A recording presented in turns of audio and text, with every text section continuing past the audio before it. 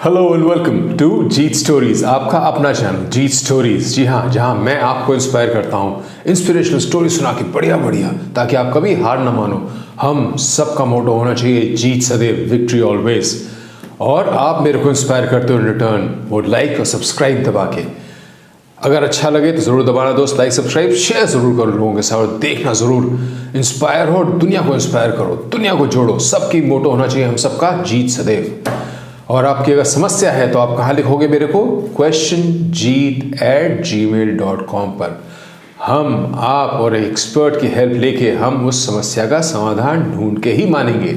और अगर कोई अचीवमेंट है आपकी या कोई अच्छी इंस्पिरेशनल स्टोरी है आपके पास, तो आप मेरे को लिखोगे answerjeet@gmail.com पर। नीचे दे रखे हैं दोनों। तो आज का एपिसोड शुरू करते हैं दोस्तों। आज का एपिसोड है 2 भाग में, हर बार की तरह 2 चैप्टर्स। पहला चैप्टर इंस्पिरेशनल स्टोरी। आज की कहानी है बहुत ही एक वीर ऑफिसर की of Indian Army, Major General Ian Cardozo की, जो स्टैंडर्ड सेट करते हैं इंडियन आर्मी का। जितना हाई स्टैंडर्ड है, दुनिया की बेस्ट आर्मी में से एक मानी जाती है इंडियन आर्मी, उसका स्टैंडर्ड सेट करने वाले ऑफिसर हैं इयन कार्डोजो। इयन कार्डोजो साहब का जन्म हुआ 1937 में, 1937 में। और इन्होंने फिर एनडीए करा। एनडीए के बाद इन्होंने आईएमए करने के बाद इंडियन आर्मी ज्वाइन करी, गोरखा राइफल्स, फ्रंटियर फोर्स भी कहा जाता है जिसे।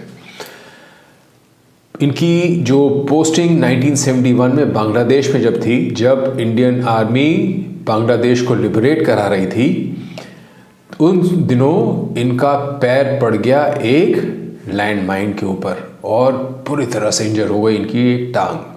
इनको ले जाया गया पास के एक मेडिकल कैंप में, लेकिन वहाँ पे फैसिलिटीज़ नहीं थी, वहाँ पे पेन किलर्स नहीं थे, वहाँ पे डॉक्टर्स नहीं थे, सर्जन नहीं थे जो कि इनकी टांग को ऑपरेट कर सकें। इनको वहीं लेटा रहने दिया गया। कुछ देर बाद जब इनको होश आया तो बैठे अपने बिस्तर पे, और वहीं अपनी जो इनकी एक गोरखा को एक स्पेशल नाइफ दी जाती है, गोरखा राइफल्स के, गोरखा रेजिमेंट्स के लोगों को एक स्पेशल नाइफ दी जाती है विच इज़ कॉल्ड दी खुरी। अपनी खुरी निकाली और अपने हाथों से अपनी टांग काट दी और अपने जवानों को जाके बोला, जाओ इसको दफना दो जाके। अमेजिंग है। मैं तो रोंगटे खड़े हो जाते हैं मेरे जब मैं बताता हूँ, किसी का सुनता हूँ जब मैं। उसके बाद इनके जो सोल्जर्स थे, इनके जो बटालियन के लोग थे, वो गए एक पाकिस्तानी सर्जन को पकड़ के लेके आए। उन सर्जन ने इनकी टांग का ऑपरेशन करा और फिर जाके इनकी ब्लीडिंग बंद हुई। इसके बाद इनके पास ऑप्शन था रिटायर होके फिर फुल बेनिफिट्स एक रिटायर्ड लाइफ जीने का, लेकिन इन्होंने कहा नहीं, मैं सर्व करूंगा इंडियन आर्मी को। तो इनको उस टाइम के जनरल रैना थे उस टाइम, जो इंडियन आर्मी के चीफ थे, वो लेके गए इनको, खुद लेके गए इनको लद्दाख, इनकी मेडिकल फिटनेस देखने के लिए। लद्दाख में इनको बर्फ़ पे, जो कि घुटनों से भी गहरी बर्फ़ थी, वहाँ पे इनको चलने को कहा गया। लकड़ी की टांग लगी हुई थी और उसमें बर्फ़ पे चढ़ाई करनी थी। इन्होंने करा ही नहीं, और बहुत अच्छी तरह करा।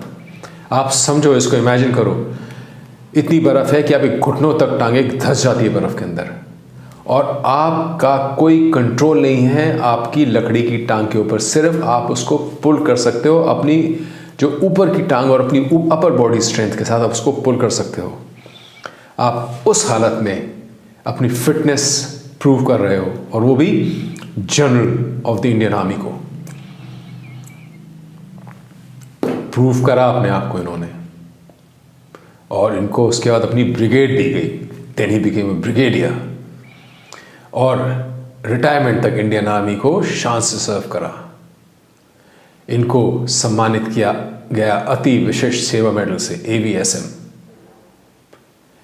ये लोग सेट करते हैं स्टैंडर्ड्स इंडियन आर्मी का।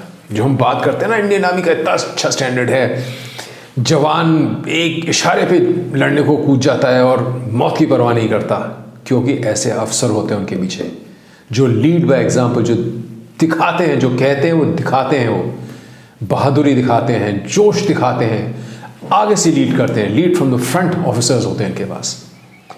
इसीलिए इंडियन आर्मी का स्टैंडर्ड है जो है। I am proud to be an Indian and I am proud कि हमारे देश को इंडियन आर्मी जैसा एक इंस्टीट्यूशन प्रोटेक्ट कर रहा है। मज़ा आ गया होगा, मेरे तो रोंगटे खड़े हो गए, आपके भी होप हुए होंगे।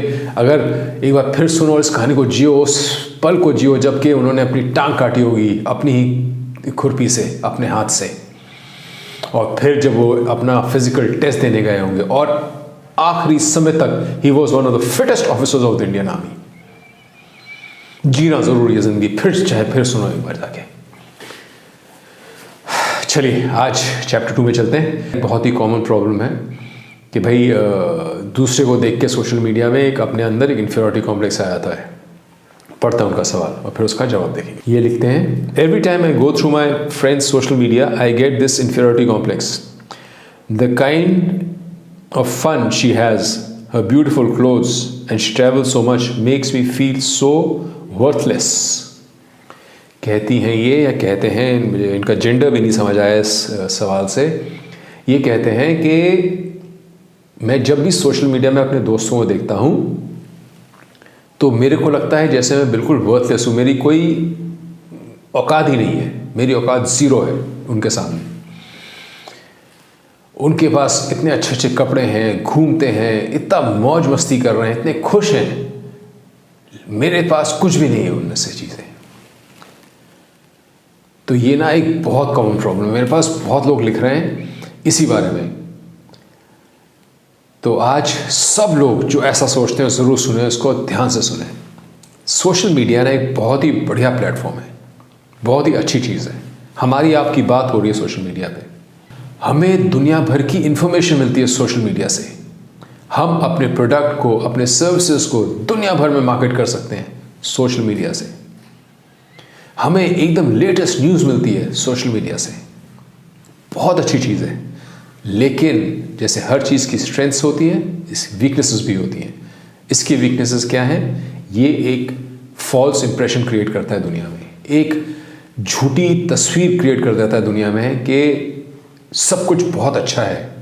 तो यही हो रहा है आज सोशल मीडिया पे। मैंने खुद देखा है अपने सामने लोगों को, बच्चों को मॉल में आके नए नए कपड़े 10, 12, 15 कपड़े लेके जाते हैं, सब ट्राई करते हैं, अपनी फ़ोटो खींचते हैं, सेल्फी लेते हैं और वहाँ से चले जाते हैं बिना कुछ लिए। उसके बिल्कुल बाद जाते हैं किसी सबसे अच्छे पॉश, सबसे बढ़िया रेस्टोरेंट के बाहर जाते हैं, वहाँ फ़ोटो लेते हैं, खींचते हैं, अंदर जाते हैं, एक बार अंदर भी जाके फ़ोटो खींचते हैं और फिर बाहर वापस आ जाते हैं। तो ये बच्चों की कोई गलती नहीं है। बच्चे क्या करना चाह रहे हैं? बच्चे ये दिखाना चाह रहे हैं कि हम कितने खुश हैं, हमारे पास सब कुछ है, दुनिया का सारी खुशियाँ हमारे पास, हमारे दुनिया का सारा पैसा हमारे पास है, हम सब कुछ कर सकते हैं, हम सब कुछ अफोर्ड कर सकते हैं। जबकि ऐसा है नहीं। जो आप देख रहे हो वो एक साइड ऑफ द कॉइन है, एक तरफ की पिक्चर है वो। जैसे होता है ना, ट्रेलर दिखा दिया किसी पिक्चर का, वो ट्रेलर है, पिक्चर कैसी है पता नहीं, बट ट्रेलर बड़ा जोरदार होता है। वो ट्रेलर है और वो भी ट्रेलर भी ऐसा ट्रेलर है जिसमें कि बहुत सी चीज़ें झूठ है। जैसे मैंने बताया कि अच्छे अच्छे कपड़ों में, अच्छा अच्छा खाना खाते हुए, अच्छे खाने के सामने फ़ोटो खींच के भेज दी, चाहे उन्होंने खाया नहीं खाया, अच्छे कपड़े खरीदे नहीं खरीदे, लेकिन उसकी फ़ोटो ज़रूर भेज दी आपके पास। और आपको लग रहा है वाह यार, इसकी हर रोज़ नई फ़ोटो के साथ इसकी पिक्चर डालता है अपनी। सब गलत है, it's all false, it's all fake. आप सब ये बात समझ लो, ये बात ध्यान से समझ लो कि जो चीज़ दिखती है वो हमेशा सच नहीं होती है। लेकिन मैं एक चीज़ और ऑब्जर्व कर रहा हूँ कि ये चीज़ अब कम हो रही है। अब लोग थोड़ा सा और अवेयर हैं इस चीज़ को लेके। तो फिल्टर्स लोगों ने लगाने कम कर दिए हैं, लोगों ने अच्छे अच्छे कपड़े ज़बरदस्ती पहनने कम कर दिए हैं, जो हैं वही पहनते हैं। तो ये चीज़ आप समझ लो, जो चीज़ दिख रही है आपको वो हो सकता है पूरी झूठ हो, वो हो सकता है एक ट्रेलर हो लाइफ का, हो सकता है जो आपको दिख रहा हो उसके पीछे कितना अंधेरा है ये नहीं पता आपको। आपको सामने उजाला दिख रहा है कि बड़ा खुश है, बड़ा सब कुछ ठीक है, उसके पीछे कितना उसको अगर है तो परेशानी है, दुख है, कुछ भी हो सकता है उसको।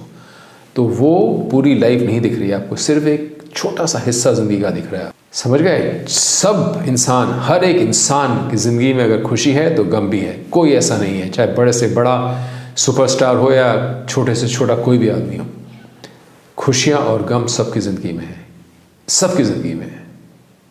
तो ये चीज़ ध्यान रखना और कभी भी घबराना नहीं, कभी भी अपने आप को वर्थलेस तो आज के बाद मत कहना यार। हर इंसान की कीमत है। वो आया इस दुनिया में इसलिए है कि हर इंसान, जानवर, पेड़ पौधे, सबकी कुछ ना कुछ सिग्निफिकेंस है, कुछ ना कुछ ज़रूरत है, तभी आप यहाँ हो, नहीं तो आप होते ही नहीं यहाँ। नेचर आपको रहने ही नहीं देता अगर आपकी ज़रूरत ना होती तो। समझ गए? तो आपकी ज़रूरत उतनी है जितनी किसी और की है। Be positive man, be positive और जीत सदैव, याद रखना, विक्ट्री ऑलवेज हमारी है। तो ये था आज का episode. I hope you enjoyed it, I hope you liked it, I hope you loved it and I am happy if you liked and loved it. मिलते हैं अगले एपिसोड के साथ। जय हो, till we meet again, bye bye.